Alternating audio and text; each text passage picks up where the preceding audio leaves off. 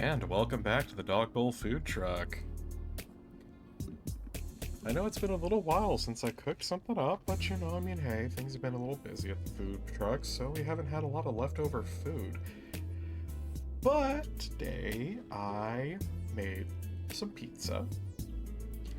It's just some nice thin crust buffalo chicken pizza with some red onions and a little bit of a house recipe for the buffalo sauce. It should give a nice burn, but not, make you have to run to the bathroom later. Anyway, where we last left off, we were going well into Leo's route. I believe this is Thursday morning, and we were getting some B-roll footage of the train cars that are nearby I'm so used to saying his name, Leo's route, and we heard something, but thought it was Leo trying to scare us, but then suddenly Leo was behind us, so it's like, how did he... But he didn't, because he couldn't have, and it's just a oh no. So it's getting spooky, because there's something following Chase now. Leo mimics my earlier position and bends over to look under the train. Yeah, but there wasn't anything there. I thought you were trying to scare me. Well, I was, but I didn't do that. Probably some animal or something. There's a lot of weird wildlife out here, you know? He stands up. That would have been a good idea, though. It sounded really heavy, like a person. Could have been. You know, a lot of the weirder people around here like to come here to get drunk or high or whatever. Sounds fun. I must still look a little unnerved because Leo sets a hand on my shoulder. Well, I'm here now, so don't worry. His eyes drift down to look at my torso. Reminder that Chase is shirtless at the moment. Damn, you've kept in shape. Well, better shape. I smirk, rubbing a shoulder. Swimming every day helps. Leo rubs my shoulder, grinning. You look good. You always say that. And I always mean it. God, I love and hate how cute this relationship is. Well, thanks. I've gotten to the point where I've just stopped pretending that there isn't at least something still there between us. Yeah, there is something there. You know, there may be something there that wasn't there before. Yeah, and that's something that there's like a mysterious ghost chase. I think I've stopped pretending that nothing's gonna happen on this trip, eventually. What really worries me is what'll happen after. Leo, meanwhile, slides a hand over my stomach. Not that I'd care if you gained any weight. That happens. But I like you this way. Yeah, it happens. I only hesitate for a moment. I slide my own hand under his shirt, and Leo makes a soft gasping noise as I press it up against his stomach. Oh, chunky waff. Chunky waff. His ears fold back, though he keeps a grin on his face. Being a wolf makes it harder, you know. I believe you. As if to try and convince me he hasn't really gained weight, he flexes his abs, flattening the soft fur of his stomach against my palm. Steel wrapped in velvet. Oh my. But you know I'm into that. I get the urge to adjust my pants so my love isn't jamming uncomfortably into the groin. But I didn't want to make it that obvious that I'm interested. You mind feeling some other part of me? You're making me feel fat. I giggle before I slide my hand up his torso. This exposes more of his white stomach all the way up to his chest, and I can feel his pounding heart. That better? Leo just gives a breathy laugh, exhale, as he lets me feel him. He slides closer, resting both of his hands on my waist. Man, so... Chase, when he gets the chance, is a little handsy, it seems, you know, because at Carl, you know, he was admittedly a couple times just trying to help Carl.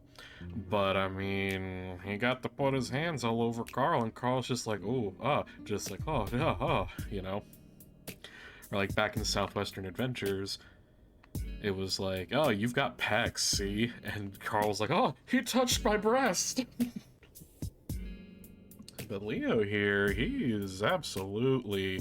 There ain't no games here. He likes this attention, which I'm gonna say is probably about 35% he's a wolf who's getting belly rubs right now. I feel his peck with my hand as I thumb through his fur to find the nipple underneath, feeling it harden in response. Oh, there are nipples. That's good to know. There are, in fact, nipples. You just can't see them. Leo shudders and grins at me. I think this place does things to us, Jace. Remember our first kiss? This isn't the exact spot. Was it really 6 years ago already? I sigh, then slide both of my hands under his shirt and wrap them around his waist, burying my face in his chest.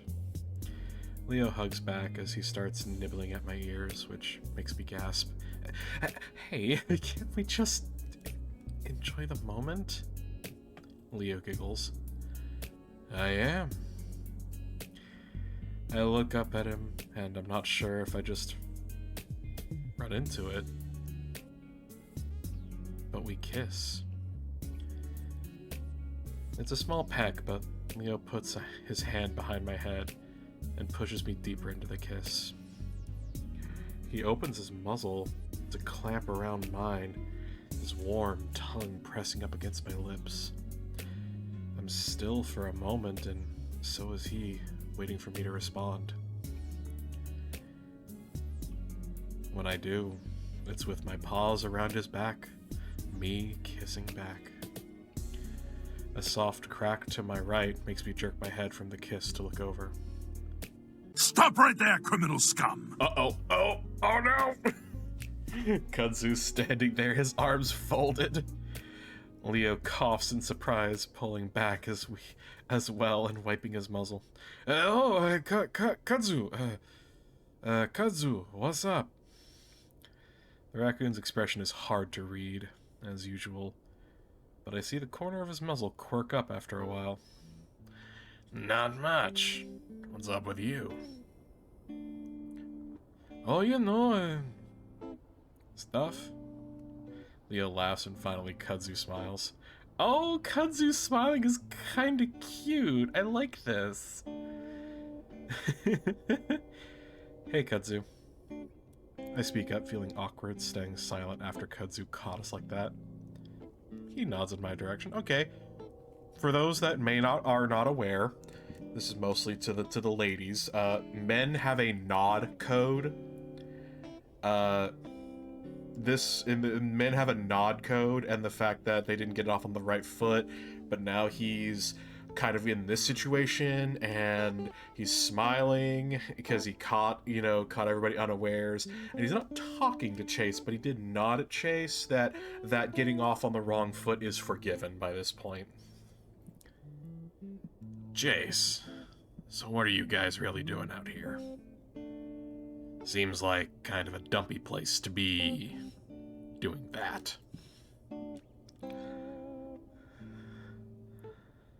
I blush, but turn and point my camera to my camera bag sitting inside of the opening of a car. I was filming for my project. This place is important to Echo's history. I see. We could ask you the same thing. Well, I'm not exactly doing that, am I? Anyway, I just take walks sometimes on my days off. In the middle of the day? Usually. He narrows his eyes at me, clearly thinking that I'm suspicious about something, so I quickly add, I mean, it just gets so hot out here at this time of day. I'd die. Kudzu shrugs his shoulders nonchalantly. I don't know. I go for walks a lot. That's what I was doing last night when I found you two. Hey, thanks for stepping in last night. That could have ended badly. Kudzu shrugs again. It would have. Had to do something, didn't I? Well, we appreciate it. Leo wraps an arm around me and hugs. So, how was he when he came to? Pissed, obviously. He always is. But he said some things last night. You should stay away from him for a while. Kudzu's normally placid face shows some concern for the first time. What? He's saying he was gonna kill me? Leo says it lightly, like it's not a big deal. Among other things. His eyes flick to me. I give a start. What? Whoa, wait, did he say some shit about Jace? Leo's hackles rise, and I can seem him starting to bare his teeth. Again, he was on something last night. He might not even remember it, but I'm just warning you to be careful around him from now on. Kudzu looks back at Leo. Don't provoke him. I wouldn't if he wasn't such a fucking asshat. Just ignore him. I swear to God, if he talked about doing some shit to Jace. His grip tightens even more around me. Hey, I'll be gone in a few days. Don't worry about it. Or about me. I am worried about you. I'm just getting really tired of that meth skeleton messing with everything I do. And if he fucking tries something with you, Leo. The air is tense, and I can feel Leo growling deep in his throat. Wanting to change the subject, I speak up. Hey, Kudzu, you know, we were gonna go to the park and hang out. Did you want to come? Thanks. But I'm good. Leo perks up from his brooding. You know what? I think that's a good idea. We were gonna play some soccer. But there's only gonna be 3 of us. You could help even it out. Kudzu thinks. Well, I suppose I could use a workout. You're just like TJ.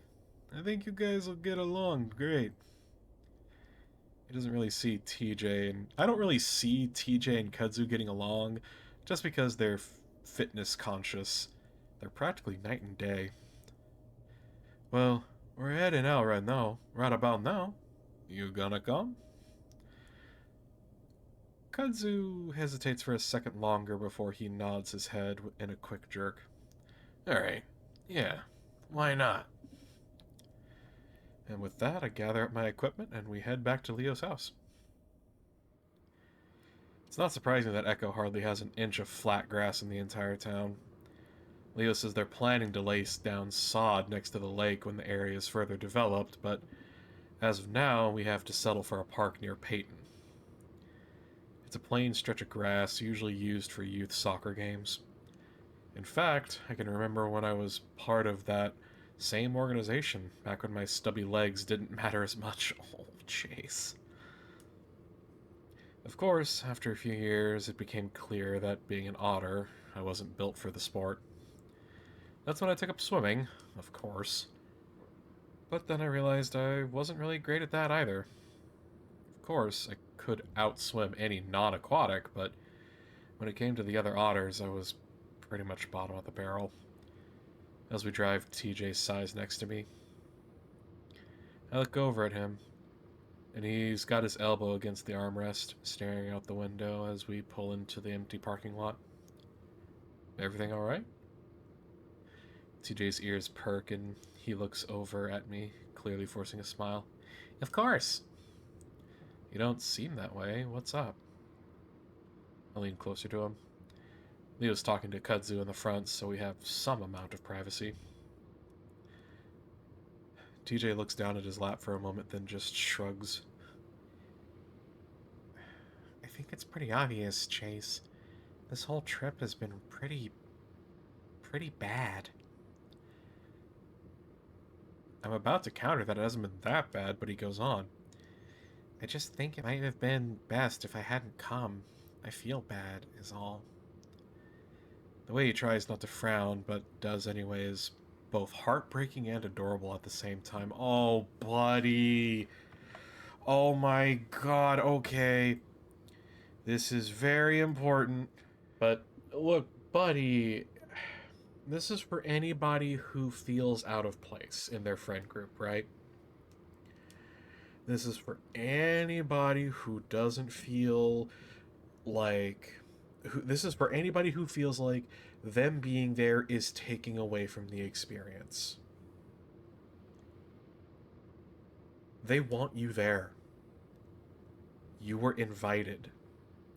You are wanted. They're talking to you. They have made sure that during whatever gathering it is, there is room enough for you. Don't ever let that nagging little voice inside your head tell you otherwise.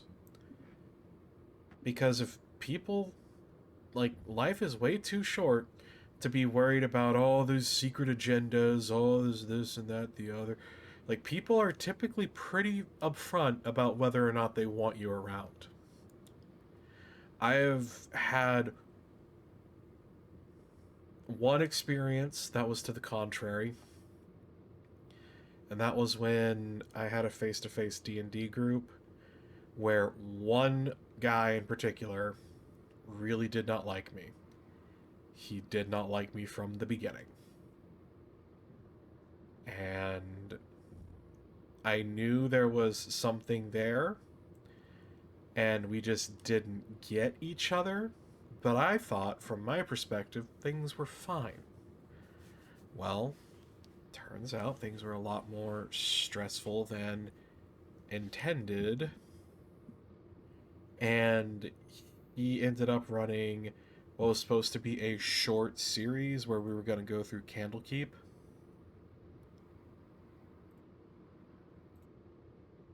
And it was going to be this whole thing, and I misunderstood something he said, or I just didn't know something, so I ended up playing a Leonine, and I was going to be Kimari from one of the Final Fantasy games, whichever one. I'm not huge on that, but ironically, given I'm a 14 lover. So, apparently that wasn't okay, and I didn't realize that, and he didn't communicate that with me. And apparently, because we had gotten into minor arguments, there was one pretty decently bad part where we chafed pretty hard. And then later on, there was a point where we weren't getting along that great. And it was like a moment of, whoa, where did this come from? Okay, and again, I'm apologizing, like, I'm sorry, I didn't realize this was such a problem. I can change that. But no, nothing was ever communicated because he refused to communicate with me on what the issues were. And basically, what ended up happening is he created a second group chat without me and aired his grievances to everybody else. And I had no clue this happened because all I knew is suddenly in the group Discord, there was a message from him saying, hey, can't do this anymore. You guys are going to have to find somewhere else to play. Because we played at his and his girlfriend's apartment. And then when I went to go get my stuff from the girlfriend when the guy was out, because I had a couple things that I left over there for us to use during D&D,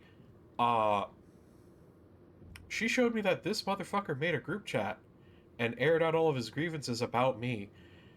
And I have never been so upset, but also so heartwarmed, because basically everybody said, okay, look, we don't know what the deal with you and Coco is, but what the fuck, man? This feels like you're blowing it out of proportion. But one of my the thing is like, right? I was so absolutely like shocked that somebody would hate me that much that they did one of my personal biggest fears, which is to create the secret group chat without me. And I have to wonder now, there's been so many other people in my life that do not like me for whatever reason. Did they do that? Have they done that? I'll never fucking know.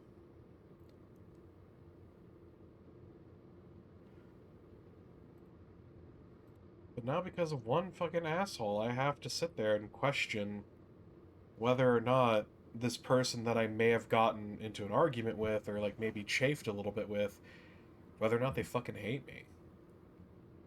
And I've had to learn, and this is a big thing, is that this is why the No Playing Games community and the creators that are the reason it exists in the first place means so much to me, is because I have come to realize through them, if I was not wanted, I would have been out of there. When I first joined, I thought Toaster absolutely hated me. I thought Keith thought I was a parasocial weirdo. I thought Illusory and Marty would, and yeah, Illusory and Marty just thought I was a one of those weird degenerate degen furries. And I thought Dax just kind of was. Well, okay, let's be real. Dax is too much of an absolute queen to even acknowledge my existence. Let's be real. But that's what I thought. That's what I genuinely thought. That everybody hated me. But the thing is, I'm in Keith's Discord server, I'm in Toaster's Discord server, and I'm most active on the No Playing Games Discord server, but I'm in all three of those servers. If they didn't want me there, if they didn't like me, they would have gotten rid of me. The thing is that I've had to realize, and you, as somebody who might be worrying about these similar thoughts and worries that you're not wanted or people are only tolerating you,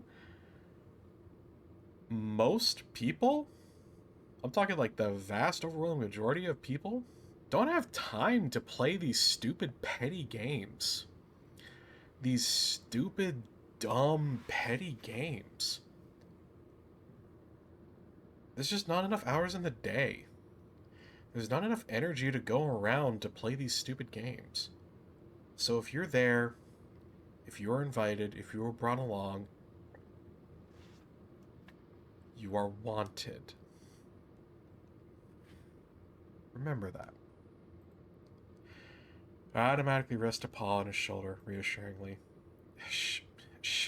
Stuff happens, right? We came here to have fun, and that's what we're doing right now. Yeah, it's just that I feel bad for everyone else. What happened yesterday, I think it affected everyone. No way, I had a great time with Leo yesterday. Wasn't sad at all. I realize that statement makes me look like a total asshat, but TJ just nods as Leo parks the car. We're here! As we reach the field, Kudzu immediately starts jogging the length of it while TJ stretches. I stand there awkwardly for a second, not really sure if I should join them, since that felt a little overboard for something so casual. At least I hope it's casual. Leo rests the soccer ball against his hip as he joins me. Hey, they're so eager, huh? Apparently. Well, it's not a bad idea. Don't want to pull anything. So me and Leo do a few awkward stretches before the other two join us in the middle of the field. So, time to pick teams. There's only 4 of us. Shouldn't be too hard. You wanna pick? Kudzu looks between us before his eyes settle on me. Chase. Oh, okay. Probably best to keep the lovers off the same team to avoid distraction. I at least want a little bit of a challenge. Kudzu gives Leo a little smirk. Oh my god. I think I see why some people like Kudzu. I like Kudzu. Oh my god. Like, Raven, don't get me wrong, Raven, wonderful. You know, girly pop, yes, queen. But Kudzu... Yo? I like him. He's sassy. I blush, but Leo smiles easily, rolling his eyes.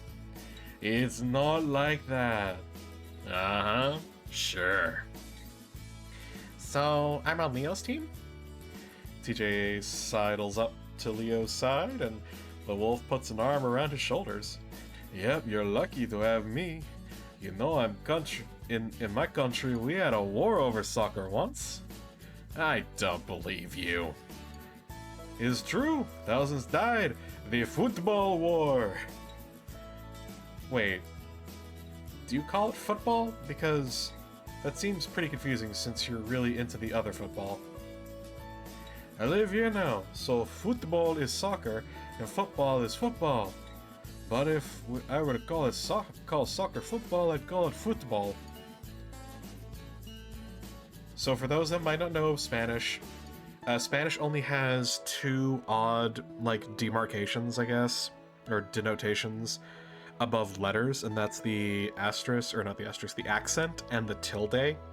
The tilde only appears over an N, and that makes the nya sound, like M-A-N with a tilde, A-N-A, is mañana. And then U is to let you know that's where you're supposed to put stress on the word. So like how I'd say fucking. Fucking. So the stress is on the fa part. So in Spanish, it actually has a lot of really, to me it's interesting. I really like the Spanish language, and I like a lot of like Southern American culture. But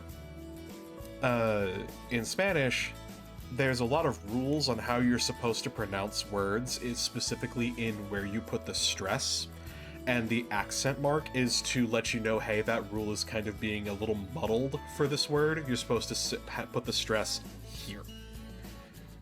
Because that accent can sometimes take two words that sound exactly the same and make them two different words. It's the English equivalent would be saying like there versus there. You see, you have no clue which two of the three I said.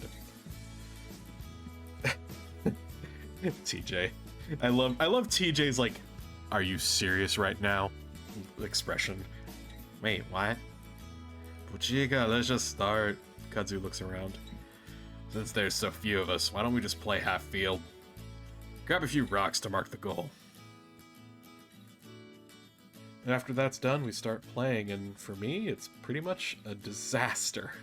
TJ, of course, dominates all of us. He dodges around me with ease, making me look like an idiot as I spin around trying to catch him, falling on my ass more than once. Kudzu is able to hold his own for the most part, but TJ gets it past him without much difficulty. I think the Lynx realizes how badly he's beating us after a while and starts to ease off. Oh, TJ. He passes it to Leo more often and only really steps in when we get near the goal. Leo, while big, is slow as hell, and I actually managed to steal the ball from him a few times. Oh, chase. I also think it's because he's not taking this seriously at all, because he keeps laughing and slapping me with his tail when I run past. At one point, the score is like 7-0. I managed to get it near the goal. TJ jogs in as I kick the ball clumsily, and it's so clear that he misses on purpose that everyone busts out laughing as it rolls to the net. TJ frowns. What? That was a great kick, Chase. I lean over, resting my hands on my knees as I gasp for breath. If you're gonna let me score, you have to make it look more convincing than that, man. Also, I'm not 5. I can handle getting my ass kicked. Oh, that face. After a while, we switch teams with TJ on my side and Kudzu and Leo together. It's a bit more even after that, with me being TJ's handicap and all. When you're playing TF2 and you team and you're just popping off as Pyro or a soldier or whatever, and then you get a team scramble. After about half an hour, we call it quits and head back to the parking lot where Leo throws us water bottles. Oh man, that is so wholesome.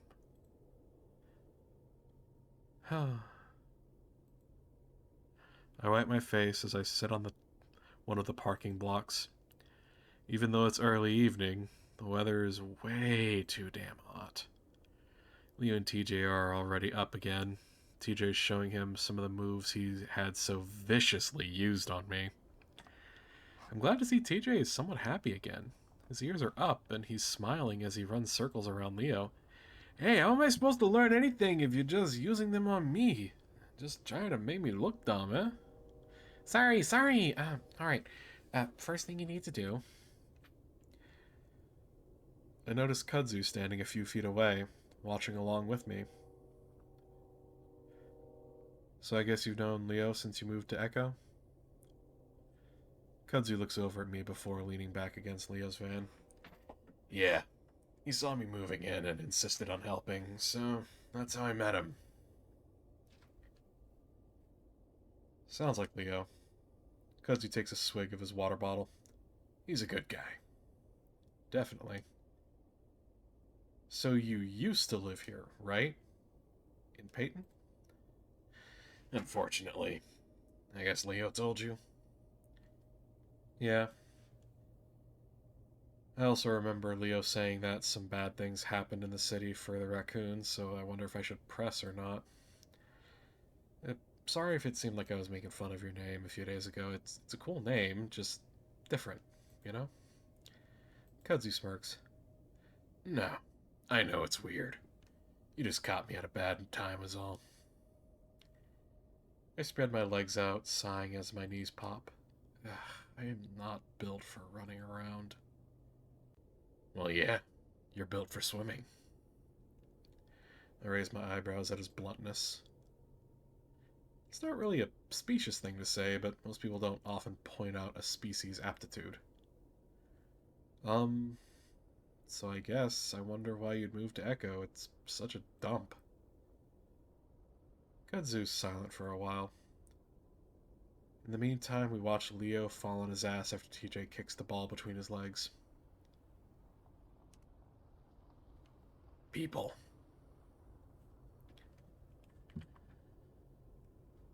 And with that, I believe that is all the time we have for today. Thank you so much for joining me, and I haven't done it in a while, but thank you so much to everyone who has taken the time to watch these videos. I see names come up and people talk to me on Discord all the time about it. You know, Allosaurus Prime, Rem, Phoenix's husband, who I feel really bad. I can't remember the name. I feel so bad. And then there's other people that have shown up in the comment section, like Chandelure, and I feel bad because I forget what the name of this one guy was, but he has a really cool bear icon. And then there's somebody else who I apparently accidentally attracted from the Echo Discord server called Mob. I mean, just everybody, you guys are so cool. You guys are great. I'm glad y'all talk to me. Especially you, Rem. I see you. All the way up there, leggy boy. But with that, thank you so much for watching. I hope to see you in the next one. Have a good night, guys.